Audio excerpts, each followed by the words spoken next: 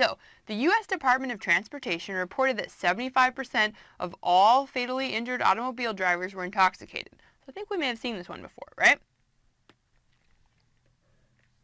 A random sample of 32 records in Carson County, Colorado showed that 16 involved a drunk driver. Okay, so now,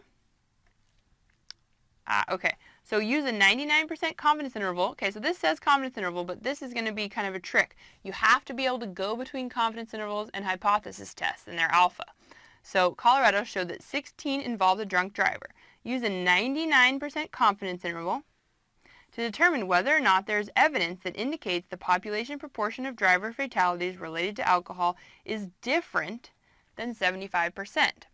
Okay, so if they had explicitly said to do a confidence interval, we'd do that. But a lot of times you're also going to get questions that say, use the equivalent to a 99% confidence interval to test your claim. Okay, so we're going to do this as a hypothesis test. Okay, so we're going to write out our hypothesis. Okay, so before we do that, we need to figure out, is this about a proportion or about a mean?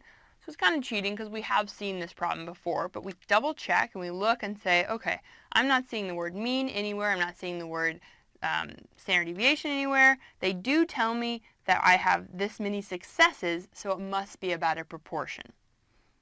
So I'm going to say my HO is about P, and my alternative hypothesis is also about P. So this is going to be equal, and this is going to be, we're not sure yet. So we're determining whether or not there's evidence that indicates the population proportion of driver fatalities related to alcohol is different than 75%. Okay, that means this is going to be 0.75, and that's going to be 0.75. Okay, so now we're going to check our conditions. So we know random, independent, normal. So here we have a random sample, so I'll just say this is given. Independent, so we have to have our whole population in Carson County larger than 10 times n, which is 32. And yeah, there's more than 320. And then normal. Okay, we're dealing with proportions, so n times p and n1 minus p both have to be larger than 10. So in this case, it would mean, right, and remember that this is going to have to be P naught from our null hypothesis. So 32 times 0.75 and 32 times 0.25 greater than 10. And both of those are going to be greater than 10, I think. Let's double check. 32 times 0.25, which is actually 8. So this is actually not satisfied. So in this one is not,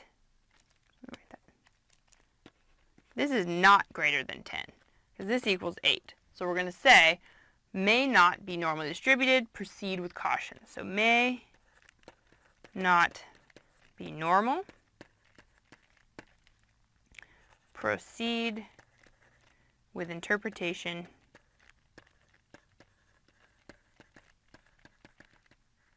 with caution. So what that means is that when we interpret something, we're probably not going to want to change laws based on it, right? Because it may not be normally distributed, so this may not be interpretable. But we're still going to continue, and then maybe this would be like a pilot study to do a bigger study. Okay, so we've written our hypothesis, we've checked our conditions, now we're going to calculate our test statistic.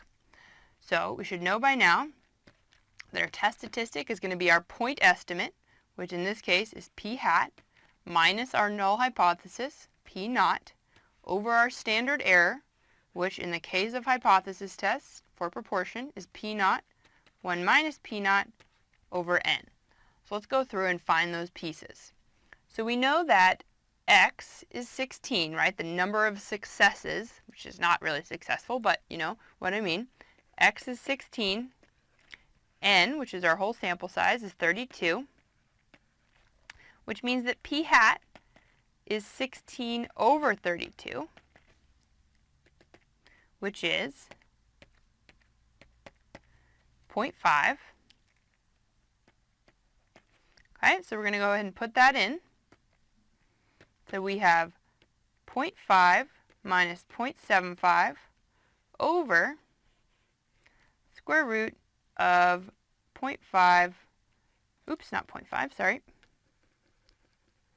P naught, which is 0.75, times 0.25, right, which is 1 minus 0.5, over n, which is 32. Okay, so we'll go ahead and put that in. So we have negative 0.25 up here,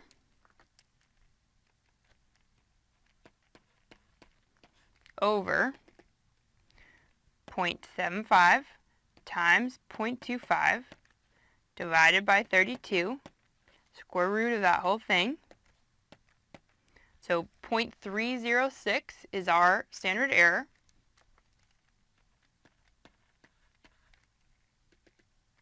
So we have negative 0.25 divided by our standard error, so I'll just say second answer to get all my decimal places, negative 0.816. Okay, so let's draw ourselves a little sketch to see what's going on here.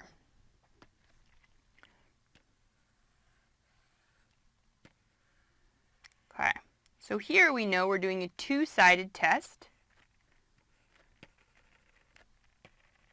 But here, our test statistic is negative 0.816, so negative 0.816.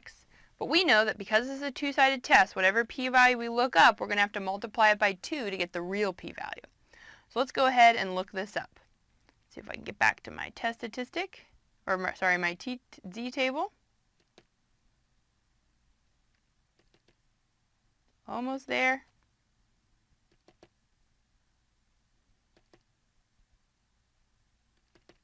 There it is. Yay. Okay, so I have, now that I've forgotten what it is. So now that I have, give me 1 second to get back to that. Okay. So I have negative 0.816. So negative 0.816, so that rounds to 2. So find where it is. So 0.2061. So that means this is 0.2061, which means this is also 0.2061. So my p-value is 0.2061 times 2.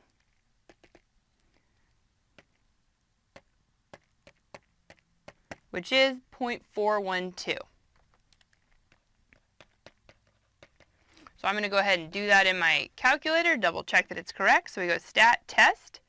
I'm going to go to 1 prop z test because this is about a proportion and I have 1 sample. Okay, so I have 0.75 is my alternative, or sorry, is my null hypothesis, and I have 16 successes out of 32. And then I'm going to look at my alternative. It's going to be a not equal to sign. And then I'm going to calculate. And there we go. I have my test statistic is negative 3.2, which is not what we calculated. So we should have checked checked the math earlier. Let's double check that everything got put in correctly.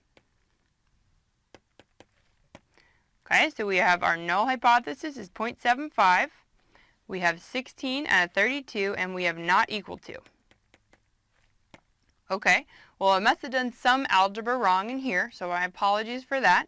So my actual test statistic is negative 3.2, and my p-value is 0.001. Okay, so I always let the calculator take precedent because it knows what it's doing. So let's erase this.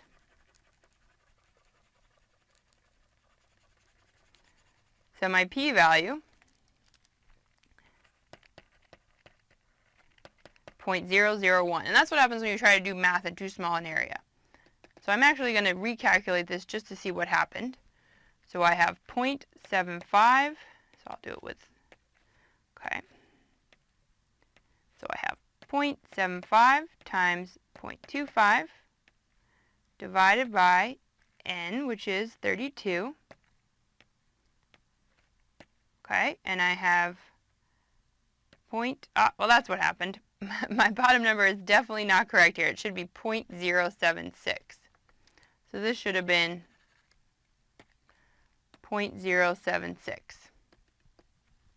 Okay, oops. So I have 0.5 minus 0.75 divided by 0.0765, which is negative 3.2. So sorry if you were following along saying, how did you get negative 0.86? But that's why we always check it on the calculator. Okay, so I have a p-value of 0.001. So now I need to interpret. Okay, so that's where this confidence interval thing comes in, right? So we're going to use a 99% confidence interval, or the equivalent to a 99% confidence interval. So let me get to a nice blank page here. Okay, so we're going to go ahead, use this. Okay, so now let's think about what a confidence interval is, right? So for a confidence interval, if we're doing a 99% confidence interval, we have 99% here, which means that we have 1% that's spread out here, or 0.01. So if we're doing an alternative hypothesis where p or mu is not equal to 0.01, or sorry, where p is not equal to, that's the equivalent of doing a confidence interval. So that means that if this was your confidence level, 99%, well then your alpha is just going to be 1 minus your confidence level. Or, in this case, 1 minus 0.99, so your alpha is going to be 0.01. Perfect. So now we know that our alpha is 0.01. If we'd been doing a one-sided hypothesis test, well then our one side would have to be, or rather our alpha would have to be the same size as one of these sides.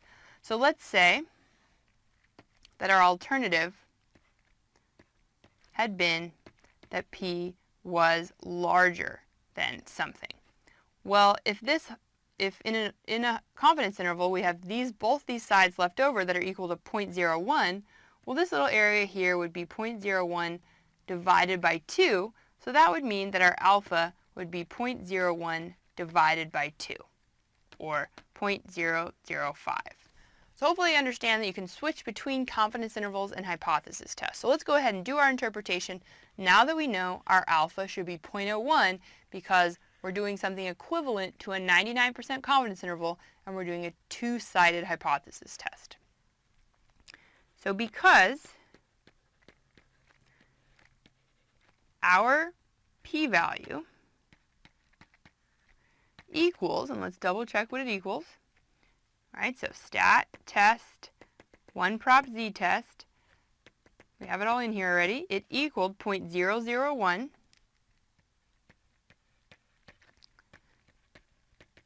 which is less than alpha equal 0.01, right? So our p-value is less. We reject HO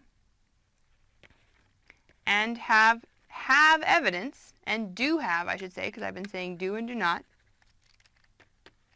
and do have evidence to support the claim that, and then we'll go back to our claim. So let me get to it real quick. Oop, that was it. And so our claim was that the number of, or the proportion of driver fatalities related to alcohol is different than 75%. So we do have evidence to support the claim that the number of the proportion, the true population proportion of fatalities was different than 75%. Perfect. So that was a kind of complicated one, but it was a really good example for why even if you have to do it by hand, even if your teacher's saying no, you're doing it by hand, you always want to check it on the calculator. And if you're doing it in or on the AP exam, well, go ahead and just do it by calculator and say that you did 1 prop z test. That way you're saving all the time of calculation and you're saving yourself from making a silly algebra mistake that would throw off the whole thing. Okay, thank you for joining Educator.com, and I hope to see you for the next